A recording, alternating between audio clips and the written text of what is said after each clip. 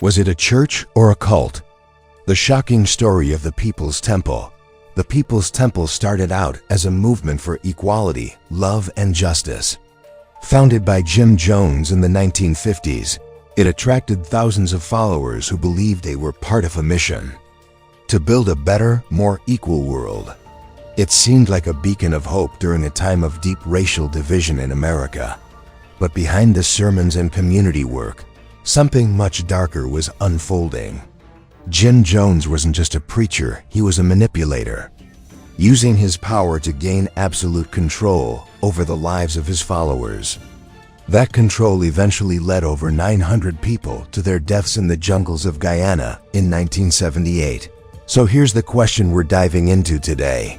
Was the People's Temple a religious movement with good intentions gone wrong? Or was it a cult? From the very start, if stories like this fascinate you as much as they do us, don't forget to like this video, share it with a friend, and subscribe to our channel. Your support helps us dig deeper into true crime, cults, and hidden history. Let's uncover the truth together. The People's Temple was founded in 1955 in Indianapolis by a young passionate preacher named Jim Jones. From the very beginning, the group had a progressive mission. Jones preached about racial equality, economic justice, and helping the poor. At a time when segregation was still law in many parts of the U.S., Jones welcomed people of all races into his congregation. That made the People's Temple stand out, and it attracted a diverse and devoted following. Jones was deeply influenced by socialist ideals and the idea of building a utopian society. The temple didn't just preach kindness, it acted on it. Members opened soup kitchens, provided housing to those in need, and adopted children from multiple backgrounds into their families.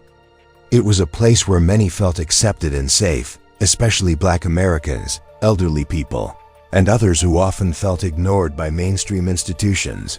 But as the group grew in size and influence, Jones began to show signs of paranoia and obsession with control. He increasingly portrayed himself not just as a pastor, but as a prophet or even a godlike figure. And that shift marked the beginning of something far more dangerous than just a church. Jim Jones wasn't your average preacher. From a young age, he was fascinated by religion, power, and the idea of control. He studied how famous leaders, both admired and feared, were able to influence people.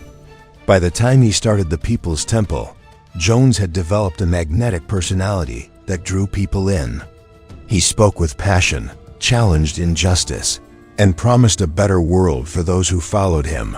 But there was always a darker side. Jones demanded loyalty, and over time, he began isolating his followers from outside influences, family, media, even other churches. He called it protection. In reality, it was control. He claimed to perform miracles, heal the sick, and even raiseth dead. Many of these events were staged. His followers believed in him so deeply that they handed over their money, homes, and lives. To them, he was more than a man, he was a savior. As his power grew, so did his paranoia. Jones began preaching that the government was after them, and that enemies were everywhere. He built a world where he was the only truth, and questioning him was dangerous. In Jim Jones's eyes, obedience wasn't just loyalty, it was survival. In the mid-1960s, Jim Jones moved the People's Temple from Indiana to California. Publicly, he said it was to escape the threat of nuclear war. But privately, he was looking for a place where he could expand his influence and gain more control. California gave him the perfect environment. Cities like Ukiah, San Francisco, and Los Angeles were hotbeds of political activism, social change, and racial progress. Jones capitalized on that energy. He aligned the temple with local politicians, joined civil rights movements, and made connections with powerful leaders. At one point, the temple claimed to have over 5,000 members across the state. Jones's sermons began blending religion with socialism and revolution. He preached that America was corrupt, racist, and broken, and that the temple was the only way to build something better. Members gave up their personal property and incomes to the group, believing it was all for the greater good. The temple began buying buses to move people across the state for rallies and events. It was more than a church, it was becoming a machine. Behind the scenes, Jones demanded absolute loyalty, and anyone who left the group was labeled a traitor or enemy. By the mid-1970s, Jim Jones was feeling the pressure. Media investigations were starting to expose abuse, fraud, and manipulation within the People's Temple. Former members were speaking out, and Jones feared a full collapse of his empire. So he made a bold move. He took his most loyal followers and disappeared into the jungle of Guyana, South America. He called it Jonestown, a supposed paradise where the temple could live free from the corruption of the outside world. But it wasn't the utopia members had hoped for. Cut off from friends, family, and the press, Jonestown became a place of total control. Jones ran every part of daily life: food, sleep, work, relationships, even what people were allowed to believe. Armed guards patrolled the area. Passports were taken. Letters were censored. Anyone who tried to escape was punished or publicly shamed. People worked long hours in the heat, ate small portions, and were forced to attend hours-long sermons where Jones ranted about enemies and conspiracies. He kept his followers afraid of outsiders, betrayal, and most of all, of him. Jones claimed the world was closing in. He called it revolutionary suicide, a noble way to die before their enemies could destroy them. Slowly but surely, he began preparing his followers to accept death as their only way out. Everything came crashing down. On November 18, 1978, concerned about reports of abuse and people being held against their will, U.S. Congressman Leo Ryan traveled to Jonestown with journalists and relatives of temple members.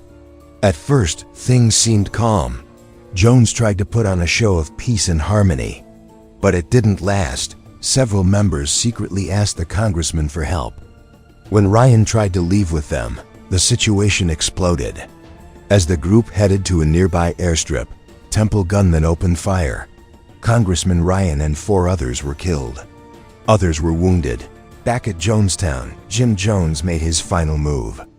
He gathered his people in the pavilion and announced it was time. He told them that enemies were coming and that death was the only escape. A giant vat of cyanide-laced flavor aid was prepared.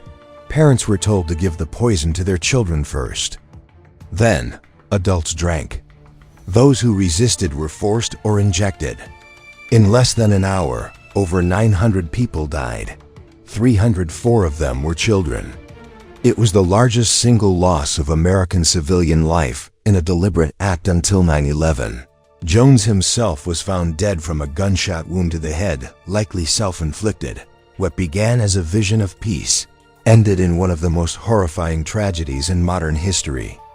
The name Jonestown would forever be linked to blind faith, manipulation, and mass death. Survivors of Jonestown describe it as a living nightmare, hope twisted into horror. Many still struggle with guilt and trauma today.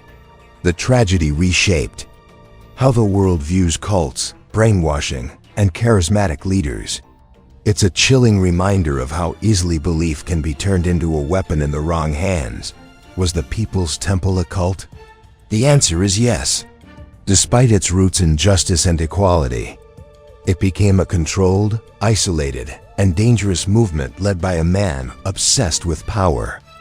Jonestown is a warning. When one person holds all the answers, the cost can be devastating.